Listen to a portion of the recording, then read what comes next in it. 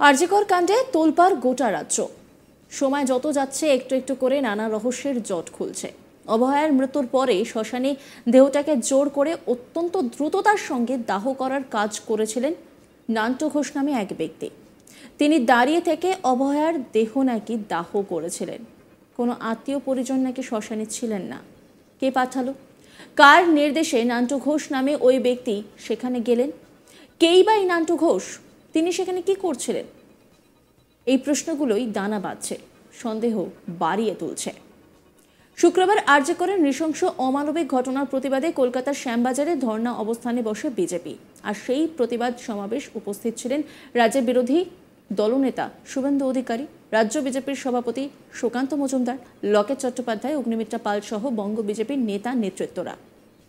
শুভেন্দু মঞ্চে বক্তব্য রাখতে উঠে বলেন, গত 14 তারিখের রাতে প্রমাণ লোপাট করে জুনিয়র ডাক্তার এবং ডাক্তারি স্টুডেন্টদের আন্দোলনের ওপর রাজ্য সরকারের সংগঠিত হামলায় গুন্ডাদের পাঠানো সমস্ত নেতা নেতৃত্ব মুখ্যমন্ত্রীকে সামনে আনবে এই বিশ্বাস আমাদের আছে।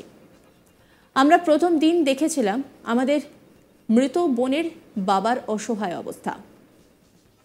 আমরা দেখেছি তৃণমূল কাউন্সিলর মিঠু মজুমদার তিনি কিভাবে মুখ্যমন্ত্রী এবং রাজ্য সরকারের প্রশংসা করে ওনার বাবা মাকে দিয়ে বলাচ্ছিলেন।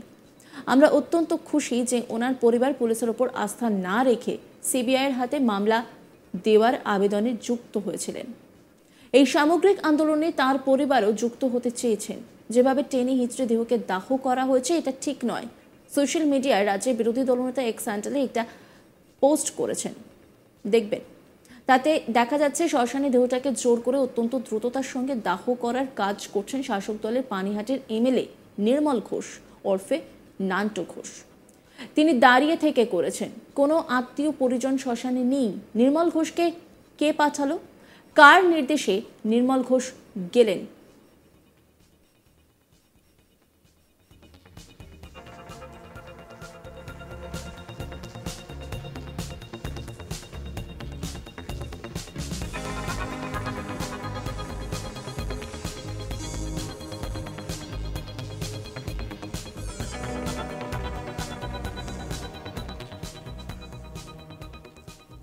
শুভেন্দু অধিকারী তিনি কি বলেছেন শোনাব আপনাদের। গত 9 তারিখের ঘটনাকে আড়াল করার কাজে যুক্ত থাকা ব্যক্তিবর্গ এবং 14 তারিখের রাত্রে প্রমাণ লোপাট করে আমাদের যে জুনিয়র ডাক্তার, রেসিডেন্সিয়াল ডক্টর এবং ডাক্তারি ছাত্র ছাত্রীদের যুক্তিগ্রাহ্য আন্দোলনের উপরে বর্বরচিত পৈশাচিক রাজ্য সরকারের সংগঠিত হামলা, তারও দোষীদের এবং গুন্ডাদের প্রেরণকারী সমস্ত নেতা নেত্রী মুখ্যমন্ত্রীকে সামনে আনবেন এ বিশ্বাস আমাদের আছে। আমরা প্রথম দিন দেখেছিলাম পিতৃদেবের, আমাদের বোনের পিতৃদেবের অসহায় অবস্থার কথা তিনি আমাদের বলছিলেন ফোনে। পরে দেখেছিলাম একটি ইলেকট্রনিক্স মিডিয়াতে তৃণমূল কাউন্সিলর মিঠু মজুমদার তিনি কিভাবে মুখ্যমন্ত্রী এবং রাজ্য সরকারের প্রশংসা করে উনার পিতৃদেব এবং মাতৃদেবীকে দিয়ে বলাচ্ছিলেন।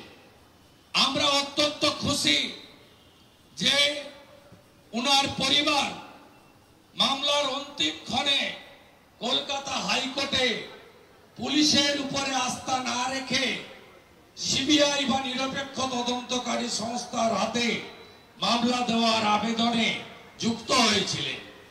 আমরা আজকে আরো খুশি, ওনার পরিবার আজকে বলেছে গোটা রাজ্যে যারা আন্দোলন করছেন তারা প্রত্যেকেই ওনার ছেলে বা মেয়ে। এই কথা আজকে তার পরিবারের পক্ষ থেকে বলা হয়েছে।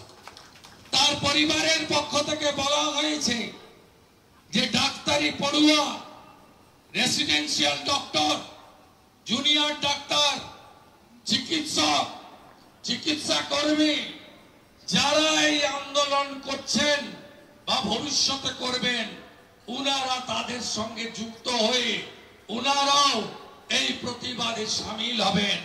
এটা আমাদের কাছে আজকে একটি পরম প্রাপ্তি বলে মনে হয়েছে। এই সামগ্রিক আন্দোলনে এই পরিবারও যুক্ত হতে চেয়েছে। আমরা মনে করি যেভাবে টেনে হিঁচড়ে দ্রুততার সঙ্গে দেহকে দাহ করা হয়েছে, এটা ভারতীয় সংস্কৃতি, সনাতন সংস্কৃতি, এবং আমাদের প্রিয়জন চলে গেলে তাকে যে শেষ দেখার যে অধিকার, লাস্ট রাইট আমাদের যা দিয়ে গেছে আমাদের ব্যবস্থা, এটা থেকে অধিকার হরণ করা হয়েছে। একটু আগে সোশ্যাল মিডিয়া প্ল্যাটফর্মে রাজ্যের বিরোধী দলনেতা একটি পোস্ট করেছে এক্স হ্যান্ডেলে, আপনারা দেখবেন। তাতে দেখা যাচ্ছে শ্মশানে দেহটাকে তদারক করে জোর করে অত্যন্ত দ্রুততার সঙ্গে দাহ করার কাজ করছেন শাসক দলের চিফ হুইপ বিধানসভা পানিহাটির এমএলএ নির্মল ঘোষ, এলায়াস নান্টু ঘোষ। তিনি দাঁড়িয়ে থেকে করছেন। কোন আত্মীয় পরিজন নেই শ্মশানে। নির্মল ঘোষকে কে পাঠালো? কার নির্দেশে নির্মল ঘোষ গেলেন? তাড়াতাড়ি দাহ সম্পন্ন করার জন্য সিবিআই এবং উচ্চ আদালতকে এটাও বিচারের মধ্যে আনতে হবে। এরপরে প্রশ্ন ওঠে নান্টু ঘোষের প্রসঙ্গ। তিনি ওখানে কি করছিলেন, আর এই নান্টু ঘোষের পরিচয় বা কি, সেই বিষয়ে আমাদের প্রতিনিধি কি বলছেন শোনাবো আপনাদের। আরজিকর কাণ্ডের নাম জড়ালো পানিহাটি তৃণমূল বিধায়ক নির্মল ঘোষের, এবং এই নামটি কে উত্থাপন করলেন? রাজ্যের বিরোধী দলনেতা শুভেন্দু অধিকারী। আমরা দেখলাম যে গতকালকে যখন তিনি ঘোলা থানা বিক্ষোভ যেই কর্মসূচি ছিল বিজেপির, সেই কর্মসূচিতে যোগদান করে কিন্তু এই নির্মল ঘোষের নাম সামনে আনলেন, এবং তিনি বললেন যে যেই যে 9 তারিখ যে ঘটনাটি ঘটেছে, সেই ঘটনার পর সেই যে নির্যাতিতা ছাত্রী, তার যে দেহটিকে পুড়িয়ে দেওয়া, সেই পুড়িয়ে দেওয়ার অত্যাধিক তাড়াহুড়ো করা হয়। সেক্ষেত্রে এই নির্মল ঘোষ এবং কলকাতা পুলিশের যে ডেপুটি কমিশনার ছিলেন অভিষেক গুপ্তা, এই দুজনের নাম আনেন, এবং বলা হয় যে এই দুজনকে যেন অবিলম্বে তাদের হেফাজতে নেয় এবং হেফাজতে নিয়ে যেন তাদের জিজ্ঞাসাবাদ করা হয়। এবং পুরো ঘটনাটাই কিন্তু এই নির্মল ঘোষ অর্থাৎ নান্টু ঘোষ, তার নির্দেশে এই ঘটনা ঘটেছিল। তুমি জানো যে 9 তারিখ যখন এই ঘটনা ঘটে এবং সন্ধ্যাবেলায় যখন সেই ডেড বডিটি তার বাড়িতে আসে, পানিহাটি যে নাটাগড়ের বাড়িতে, এবং কিছুক্ষণ সেখানে রাখা হয়, তারপরে কিন্তু একটা তাড়াহুড়ো করা হয়। কী অর্থে তাড়াহুড়ো? সেখান থেকে কিন্তু ডেড বডিটিকে মানে সেই লাশটিকে কিন্তু পুলিশে এসকর্ট করে নিয়ে যাওয়া হয় পানিহাটি মহাশ্মশান ঘাটে, এবং সেখানেও তার আগে অন্তত 2টি লাশ ছিল, কিন্তু সেই 2টি লাশকে পাশে রেখে তার লাশটিকে পোড়ানো হয়। এবং পানিহাটি মহাশ্মশান ঘাটের যেই নজর রাখুন আজ তাক বাংলার ইউটিউব স্ট্রিমিংয়ে।